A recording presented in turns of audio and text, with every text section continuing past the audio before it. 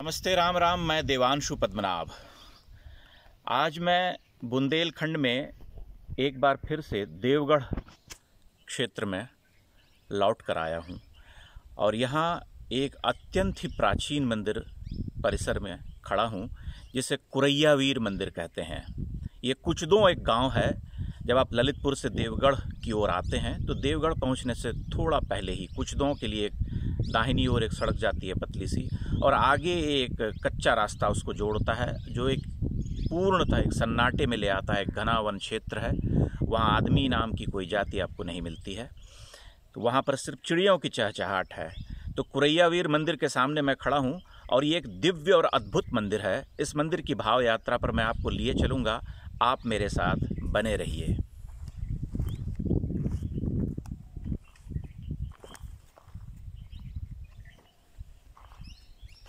यह जो आप देख रहे हैं यह 8वीं या 9वीं शताब्दी का बना हुआ मंदिर है। ये मैं नहीं कहता हूँ, सामने जब मंदिर में मैं प्रवेश कर रहा था तो वहाँ भारतीय पुरातत्व विभाग का सूचना पट लगा हुआ है। उस पर लिखा है कि यह एक प्राचीन शिव मंदिर है। इसके भीतर जो आपको शिवलिंग हुआ करता था उसकी छवि भी मैं आपको दिखाऊंगा, क्योंकि वह अब खंडित हो चुका है। लेकिन लगभग 1200 वर्ष से भी अधिक पुराना ये मंदिर आज भी अपने वैभव के साथ खड़ा है। यद्यपि इसके बहुत सारे हिस्से क्षतिग्रस्त हो गए हैं, लेकिन आप इसको देख करके अनुभव कर सकते हैं कि यह अपने वैभव के काल में कितना सुंदर रहा होगा। जैसा कि मैंने कहा कि यहाँ सामने जो गर्भगृह है इसका, वहाँ पर एक खंडित शिवलिंग पड़ा है। यह एक पंचायतन मंदिर है, यानी मुख्य देवता के अलावा 4 अन्य देवताओं को समर्पित। जो इसकी बाहरी दीवार है,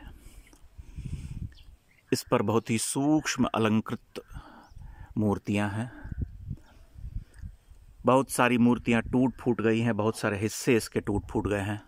यहाँ से आप गर्भगृह को देख सकते हैं जो कि अब पूरी तरह से भग्न है, क्लांत रोता कलपता हुआ। लेकिन इसका भग्नावशेष यह प्रमाणित करता है कि यह अत्यंत ही सुंदर और वैभवशाली मंदिर रहा होगा। किस राजवंश के द्वारा बनवाया गया इसका बहुत अधिक प्रमाण नहीं मिलता, लेकिन मैं जैसा आकलन कर पा रहा हूँ कि यह गुर्जर प्रतिहार वंश के राजाओं के द्वारा ही बनवाया गया होगा, क्योंकि इस क्षेत्र के जितने प्राचीन मंदिर रहे हैं वे सब उनके द्वारा ही बनवाए गए हैं। ये भगवान कार्तिकेय की मूर्ति है जो खंडित हो चुकी है। ये मोर पर बैठे हुए हैं, आप नीचे देख सकते हैं। मोर है जिसको कि बहुत ध्यान से देखने पर पता चलता है कि यह कार्तिकेय जी की प्रतिमा है। इसके चारों ओर अत्यंत ही अलंकृत प्रतिमाएं हुआ करती थीं, जो कि अब नहीं रही हैं, तो सब ढह गई हैं।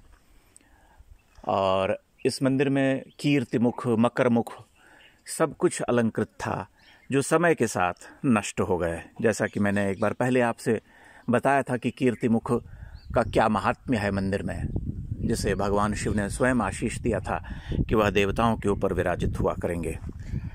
यह मंदिर पिछली यात्रा पर छूट गया था जब मैं आया था यहाँ, लेकिन इस बार कुछ संयोग ऐसा हुआ और हमारे एक फेसबुक के सहयोगी जिन्होंने इसकी छवि लगाई थी, उस देखने के बाद मैं विचलित हो गया और मैंने सोचा कि मैं यहाँ अवश्य ही आऊँगा। आप देख सकते हैं निकट से इसकी खंडित मूर्तियों को, जो कि नष्ट हो गई हैं, लेकिन ये एक दिव्य मंदिर था और अब भी अपनी दिव्यता का परिचय देता है। इसका जो गर्भगृह का जो प्रवेश द्वार है ऊपर, वहाँ भी अलंकरण दिखाई देता है।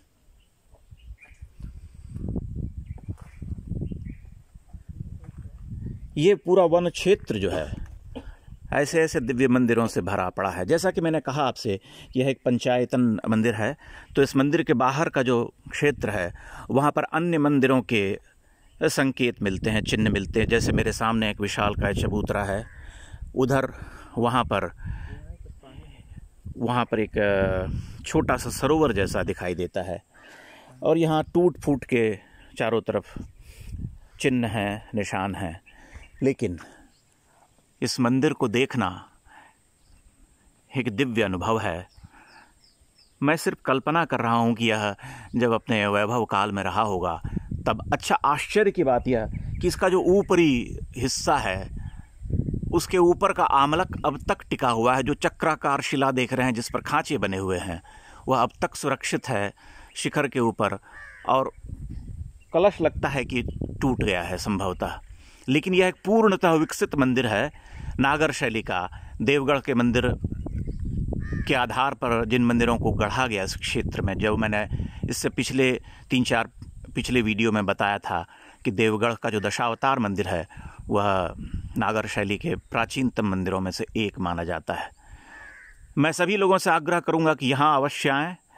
ये देवगढ़ के रास्ते में पड़ता है और 1.5 किलोमीटर का एक थोड़ा कठिन रास्ता है, कच्चा रास्ता। अगर आप बाइक से हैं तो आसानी से पहुंच सकते हैं, अगर आप गाड़ी से हैं तो बहुत संभल कर आना पड़ेगा क्योंकि रास्ता ख़राब है और यहाँ वहाँ चट्टानें बिखरी पड़ी हैं। तो मैं तो यही आग्रह करूँगा कि जो भी ललितपुर आते हैं या प्राचीन मंदिरों को देखने के आकांक्षी हैं उन्हें यहाँ कुरैया बीर मंदिर अवश्य आना चाहिए, जो ललितपुर से देवगढ़ के रास्ते में कुछ दो गांव पड़ता है, वहाँ पर है। इन्हीं शब्दों के साथ मैं विदा लेता हूँ और इस क्षेत्र के अनेक दूसरे मंदिरों की यात्रा पर आपको लिए चलूँगा।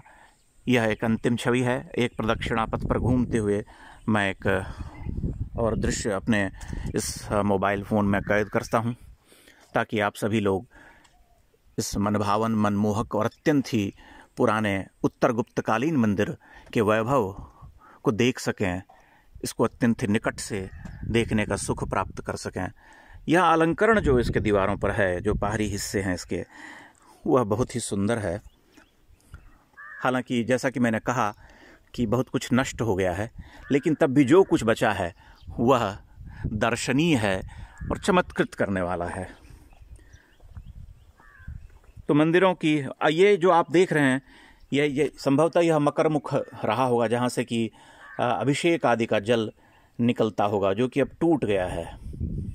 उसका बाहरी हिस्सा टूट करके कहीं और जा पड़ा है, इसलिए हमें यह दिखाई नहीं देता इसका पूर्ण रूप। लेकिन आप अंदाज़ा तो लगा ही सकते हैं कि ये सब कितने एक सुंदर मंदिर का प्रमाण देते हैं।